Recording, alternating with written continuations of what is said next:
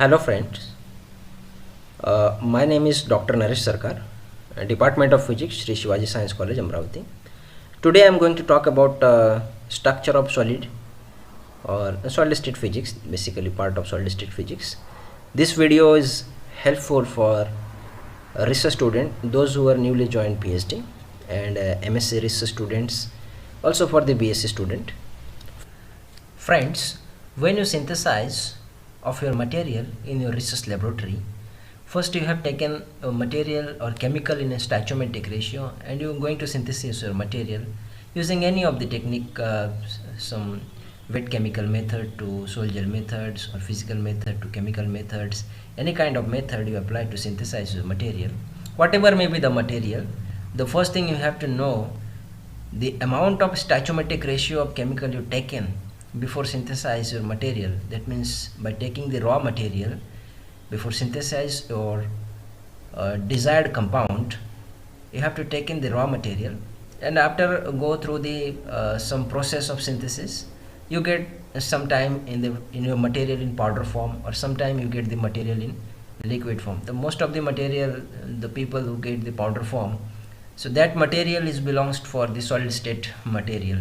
So if you know about the what kind of structure you have prepared your material, so basically you need some technical help, some technological help, has nothing but a X-ray diffractional study.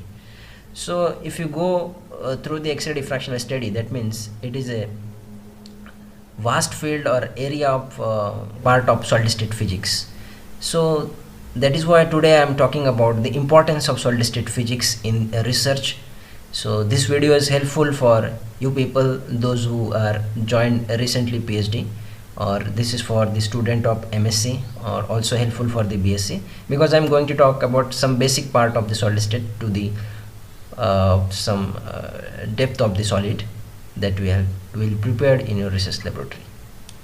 Friend, one thing keep it in your mind: if your material is crystalline in nature, then this material must match with, out of the 7 crystal system, 14 Bravais lattice and 230 space groove, your material must be matched with any one of this crystallographic system. Now this structures which is shown on the screen, which is nothing but a body center cubic structure. So this is one part of cubic. So you know cubic system is nothing but 3 type. One is simple cubic, then second is base center, and one is face center cubic. So if you see one by one, now I'm going to change this BCC to just starting talking from the simple cubic. These are the 8 corners. This atom are staying at the 8 corners. So this is the unit cell of your crystals. Or crystal is nothing but a simply array of the number of atoms or lattice point in irregular or periodic arrangements. So out of this regular and periodic arrangements of atoms or lattice point, which one by one, so we'll get this kind of structures, and this is the smallest part of the crystal, which is known as the unit cell.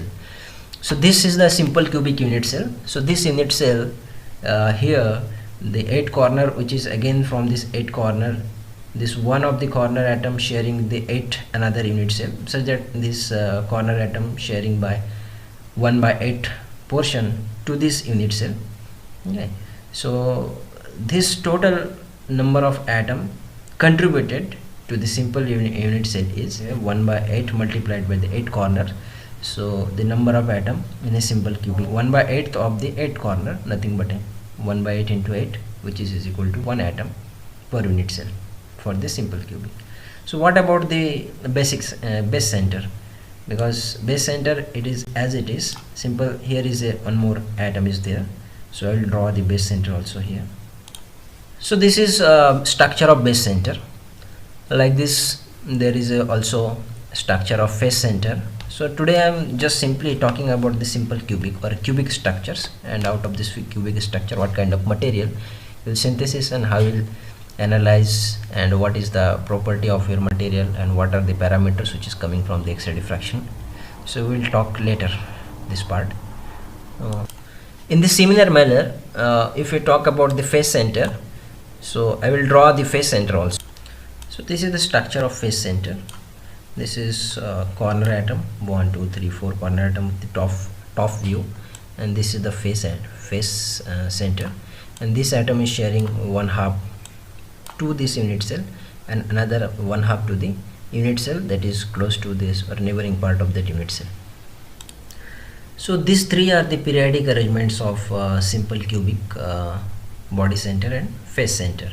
So these are the periodically arranged. See friend, if I am rotate this cube with some particular angle, and if you view some diagonal angle from this diagonal, you will find from there here it is look like there is a 6 atom which is surrounded to this center atom. So it produce some hexagonal symmetry. This type of packing is called as hexagonal close packing structure. And when these atoms are arranged in such a periodic manner, because atom having its nature, it is a spherical, so if two atoms are come close and close, these atoms, if it is come close and close, here one example of this three atom, this one and this one, this one, this one and this one. So here is a some space. That space is nothing but a void or empty space between the atoms. So making this atom the space inside the atom produce a void. Also practically some arrangements of atom is not regular, so there might be some defects, there might be some impurities, then misplaced of atom, and some other defects. So that kind of defects is very natural defects in crystal. And one thing you should know, the perfect crystal is less useful than the defective crystals, because once you make a defective crystals, there is a possibility to change or some substitutions of atom from the misplaced atom to you can substitute the another atom. For example, the glass polymers and some atoms which are not arranged regularly, even though glass and polymers have a versatile use in industries. Okay. So crystalline having its importance, area of application, and in the context of amorphous, as like I'm already talked, glass as well as polymer, so it is also useful in industry in the different contexts. Okay. If you see your structure very closely, by removing this boundary, will find the structure is look like this. So these atoms are compactly arranged. Okay, just imagine how many atoms are arranged. You just realize the atoms which are arranged in this manner in a material. So there are n number of atoms or billions numbers of atoms, they are arranged in a manner. So if you talk about this center atom, it is just stuck in between this four atom. So this is actually the face center atom. If you look, this one is like this, then it is look like this. And if you remove this cubic from this atomic arrangement, then it is look like this. So actually the structure of solid is inside the material, they are arranged in this manner. So this is the periodic arrangement. So one after this atom, then this atom is sharing to the neighboring atom. Okay. So why I am talking about this basic part of solid state physics or material, because this each and every position of atom and the direction of atoms and the planes and this the distance between atom to atom, which is called as lattice parameter or lattice constant, which is also a very important role play in your material. And depending on this size, shape and the position and the direction of the atom in a solid, it will help you to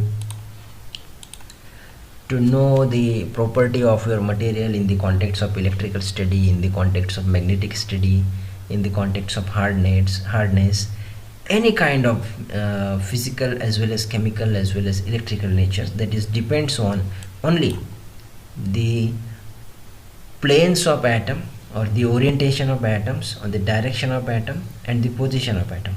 because in the Miller indices technique, we're going to understand about the position of atom at what plane, because every plane having the density of atom is different. So if the density of atom is different in each and every plane, so it will play a different role or criteria, such that even if the same material, but if you change the position of your material in a particular direction, then it will change the property of your material. So we'll talk it later part of this video lecture. Friends, now we are going to talk the crystal structures, the atomic position and direction and planes in a crystal in a traditional method. By knowing the direction and planes in a crystal, that means you know the exact crystallographic or exact geometry of your atomic position in a crystals. Once you know the geometry of atomic position and direction and planes in a crystal, then you know the everything about your material. If this is a cube of any material, then this cube have particular atomic position at the corner, then it may be at the center, depending on the what kind of material we are synthesize. So it have the different planes and different direction. Suppose if you send your material after synthesize in a crystal, for knowing the structure, you send your material for XRD, X-ray diffraction pattern, so you will get the intensity versus 2 theta, like this type of structure or graphical indication you will get. This is the intensity in arbitrary unit and this is 2 theta position. So there must be showing after some calculation using so many softwares or also manually, you will get some planes, that is the plane of HKL planes. So these different HKL planes tells about the different idea or different atomic density in different planes. Because suppose I am considering this plane from here to here and from this to this, so this plane have the different atomic density as compared to this plane have the different atomic density. So these are the two different plane I am draw here. So this plane having the different atomic density and this plane also different atomic density.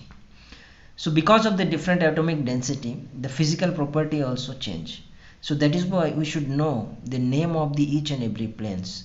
So that plane is mentioned by HKL, that is the Miller indices plane. So before knowing about the Miller indices plane, you must know the direction. Then after you know the Miller indices or planes, because every planes have the different physical property. Let us now talk about the crystallographic direction. Here I am drawing a cube. That cube having the direction. This is an x-axis, this is y-axis, and this is the z-axis. So let us find what is the crystallographic direction and what is the importance of crystallographic direction in your material. Once you know about the crystallographic direction, using that crystallographic direction, you must know about the crystallographic plane. So that I already told you the importance of crystallographic plane regarding the atomic density. So let us see what is crystallographic direction. Friend, the crystallographic direction is always denoted in a square bracket. Let us suppose this is the origin of the cube and I go from this origin up to this point. So consider this point is a unity point. From the center to here it is a unit 1, and from the center to from the x-axis up to the end of the cube, this is again a unit 1, and from this center to the z-axis up to the boundary of the cube, this is also considered as a unity. It is represented by 1. Okay, so suppose I am here now at the origin and I am go from center to up to this point, but not in x direction, but not in z direction. I am only travel up to the end point of unity point. Here I am called it as a unity point, that is in y-axis. So let us represent this y is 1, but I am not go from the center to here in x direction, that means this is 0. Not goes from center to here, that is 0. So this direction is representing the crystallographic direction, which is in the square bracket 0 1 0. Now let us talk about 1 0 0 direction. So here it is 1 means it is in x axis, this center is y axis, and this is for z axis. Now find the crystallographic direction. How would find the crystallographic direction? As earlier, as compared to earlier, this one from center, this is origin O, suppose. From this origin, now you go 1 unit direction in x axis, so here is the direction, and in y axis it is 0, that means you are not goes to y axis, and in z axis again it is 0. So the direction of 1 1 0 plane is nothing but a crystallographic direction 1 0 0, and this one is must be 0 1 0. Now you guess what is the crystallographic direction of this one. This one is nothing but a which you mention here like this, 0 in x, 0 in y, and 1 in z. So that means x is 0, y is 0, and z is 1. So you are here now. So this direction you must mention 0 0 1.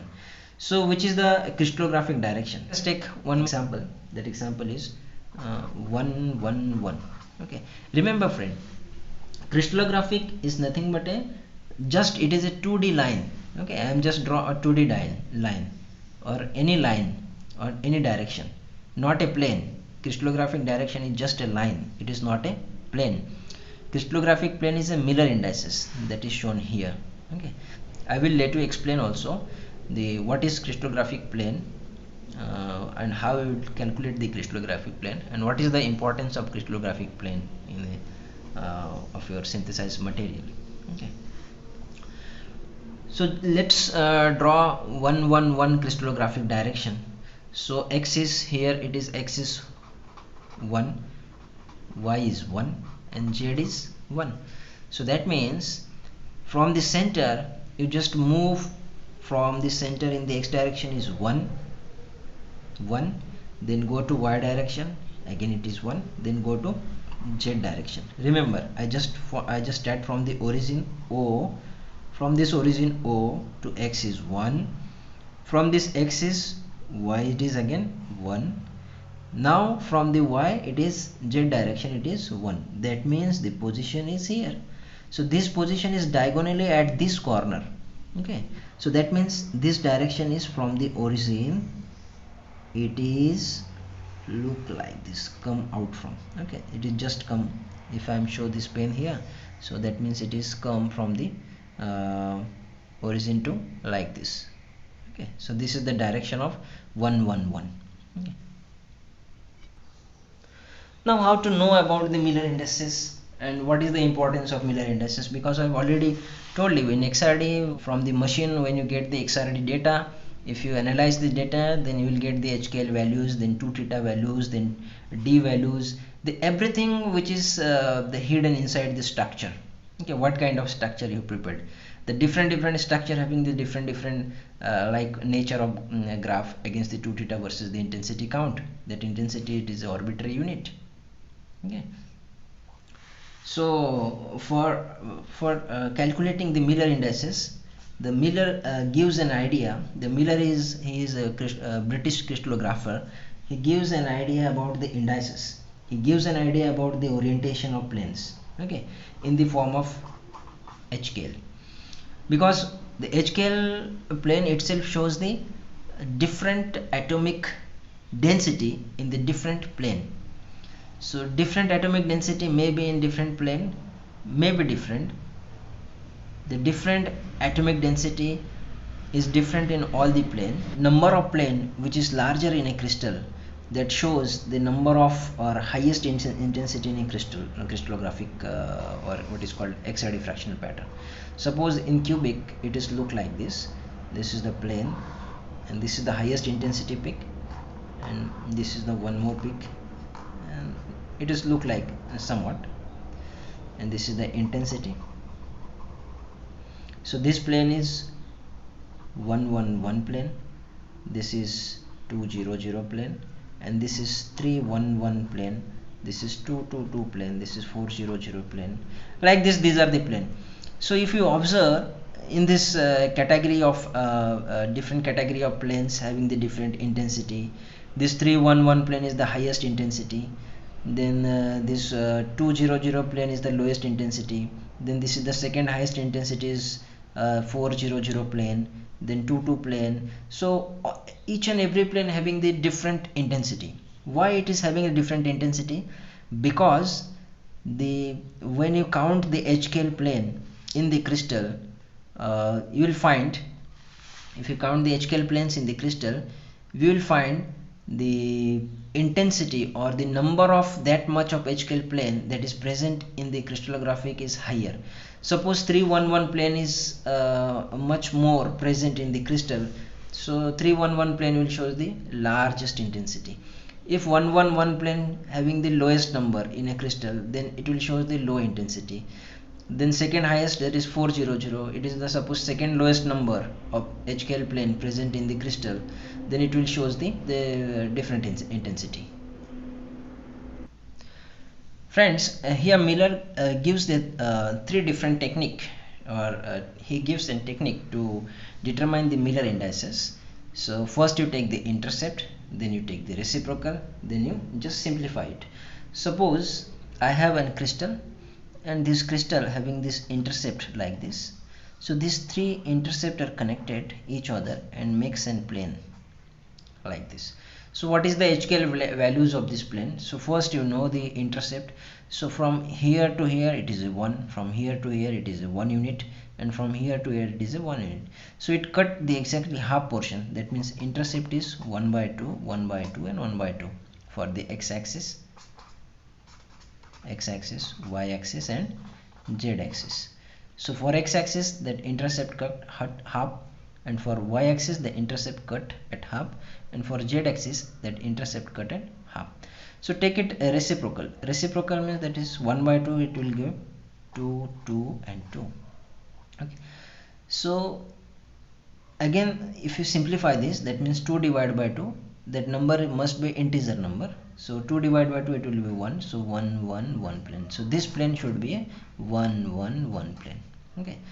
So what if I point is here at unit point and what point is here at unit point?